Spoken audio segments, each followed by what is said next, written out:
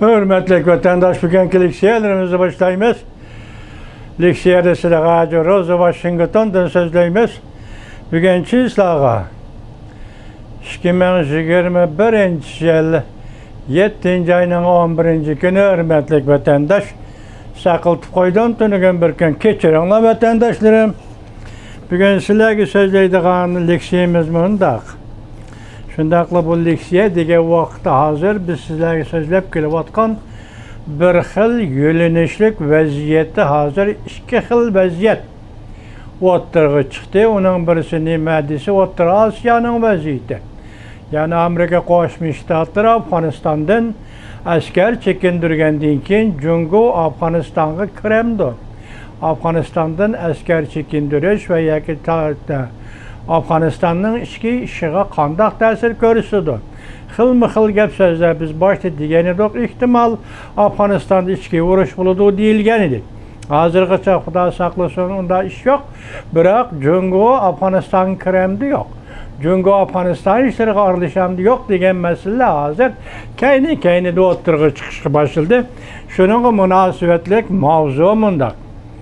Taliban Uyg'uriston chegarasiga qistab keldi.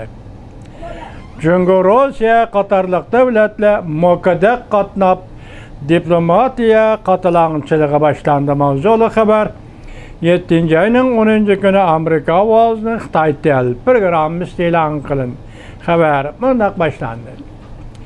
Moskva Jungoning tashqi ishlar ministri Wang Yi Afg'oniston bilan chegaradosh O'rta Osiyo davlatlarini ziyorat qildi.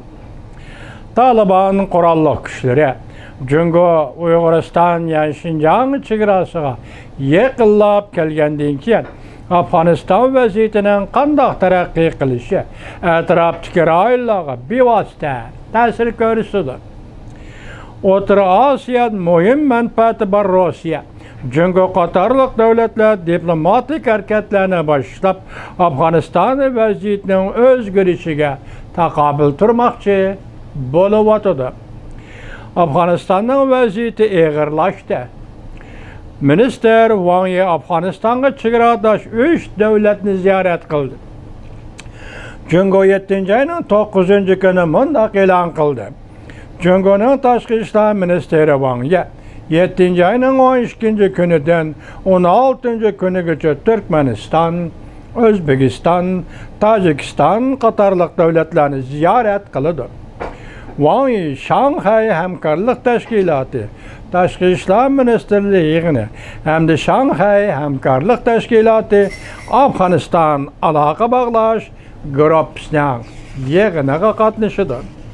O'rta Osiyodagi 5 davlatning ichida Tojikiston va Qozog'istondan boshqa minister Wang Yi ziyorat qilgan bu 3 davlatning hammasi Afg'oniston bilan chegaralanadi. Afg'oniston vaziyatining o'zgarishiga ergashib, O'rta Osiyoning bexatarligi, Jungoning O'rta Osiyodagi manfaatini qanday qo'g'dash masalasi, qatorliq masalalar shubhasizki Wang Yi O'rta Osiyo 3 davlatni ziyorat qilganda muhokama qiladigan xalqaro masalalardir.